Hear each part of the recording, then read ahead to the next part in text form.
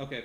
Hi, I'm Nick Vitha. And I'm Alan Black, and this is our Perl Roommate Finder project, number one. So, the origin of Perl, it was originally developed by Larry Wall in 1987, and Perl has gone through many revisions and additions to the language. And eventually, in 2000, they split the language into two separate languages, Perl 5 and Perl 6, which was originally a redesign of Perl 5. So it's kind of like Python. Python 2 and 3. Yeah. Yeah, everybody knows. Yeah. So we used Perl 5.22, which is the most recent version of Perl 5. It's a language derived from C, but designed to be programmer friendly and with a very complex compiler. So Perl is really nice because it doesn't enforce any particular paradigm. It allows programmers a lot of freedom in their code. So it's not like an imperative programming language or a functional programming language. It allows the user a lot of choice in how they write their programs.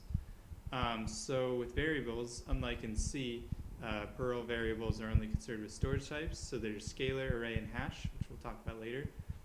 Variables are denoted with punctuation symbols. They're placed before the variable to indicate which storage type it is.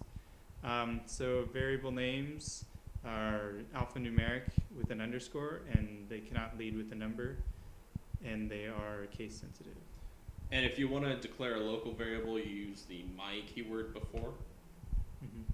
So operator expressions, there are a whole ton of operator expressions in Perl. The obvious ones are the math operators, plus, minus, divide, multiply, modulus. All those are common in different languages. There's also similar operators for comparing numbers, so like not equal to or less than, greater than. There's also string equality operators, which I found to be really interesting. There's a whole bunch of different ones, and they basically compare the length of two strings and return different values. So scalar variables, which we mentioned earlier with variables, they're single value and they're not type reliant. They're represented with a $ character, and these values can be strings, integers, floats, whatever, as long as it's a single value. And Perl will convert scalar variables between types as necessary during your program. Hashes, they hold values as a key value pair. It's denoted with a %sign. Values stored in a hash can only be accessed by its key, and these key and values can only be strings. Arrays, much like arrays in other languages, represent a list of values. However, unlike any other languages, arrays can contain values of any type, and these arrays are denoted with an @ symbol.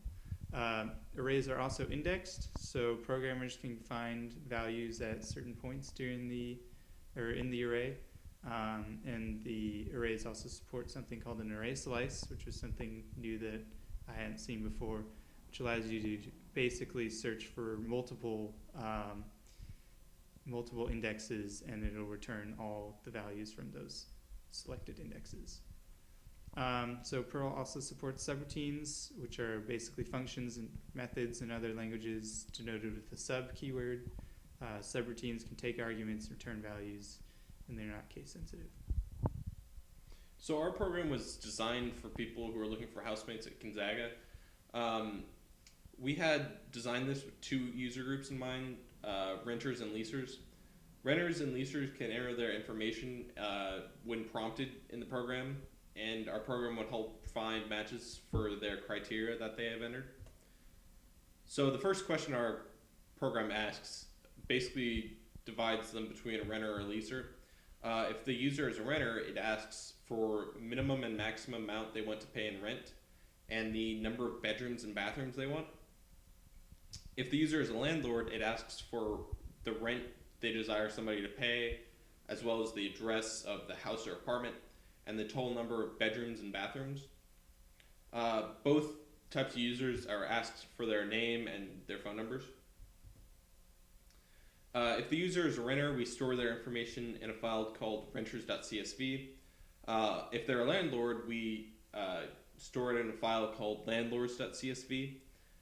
We compare the values between the renter and the landlord in order to display the matches in the CSV file. To create it and to edit it, we use the open command, which allows you to edit a file line by line, and we use the split command. And the split command, I'm sure there's other languages that uses it, because I'm pretty sure I remember using it in Java. It splits a string into an array, so you can split on a comma and it'll split everything separated by a comma into a different part of the array, or you can split on a pound sign or something else. Overall, our initial impressions was that Perl had a lot of cool features, a lot of string operators that you don't see in Java and C++.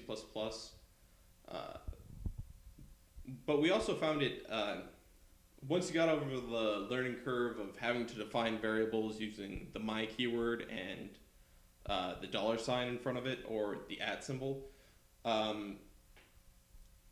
it's actually very writable, and it's also very easily readable as well, because you can see how something's defined, whether it's defined as an array or as a scalar, and you also can see if it's defined as a local variable with the my keyword.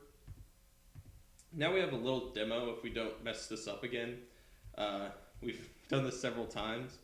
So first things first, we have 3 files. One's landlords, one's renters, and one's the actual file. Landlords and renters are created by the program. We just have them preloaded right now to make it a lot easier for us. So first question, as we stated, helps divide you between a renter or a landlord. So if you're looking for a house, you're a renter. So it asks our name. Let's just say Tom Chula or something like that. What's your maximum rent per month? So we had a little bit of a design choice here.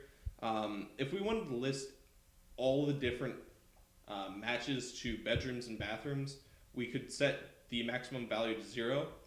As it is right now, I think we have plenty of stuff in our CSV file that we can set the maximum to, let's just say 800. Minimum rent, lowest value you want, I'd say 200. How many bedrooms? This is another one of our interesting design choices. We had it find us bedrooms and bathrooms that were equal to or greater than what we asked for. So this is 2+ bedrooms and 1+ bathroom. What's our phone number? I don't really care, so I'll just input a number. Okay, so it prints out basically all we input for confirmation that our rent is between 200 and 800, and we want to have 2 bedrooms and 1 bathroom. We could say no and redo all this, and it will go through and ask us the same questions again, or we can say yes, and it will go through our CSV file for landlords, and it will match us with the other people. Also, it stores the information we input into its own CSV file as if it were a database. Obviously, if we had more resources, we'd be not using CSV files, and we'd be using database stored on a server. But that's basically how our program works, and we hope you liked the demonstration, and we hope our code's very readable. Yes. I had fun with this project. Did you, Alan? Yeah, it was pretty fun. It was a lot of fun learning this language. We hope you have a nice time reading all of these and watching all these videos. See you in class.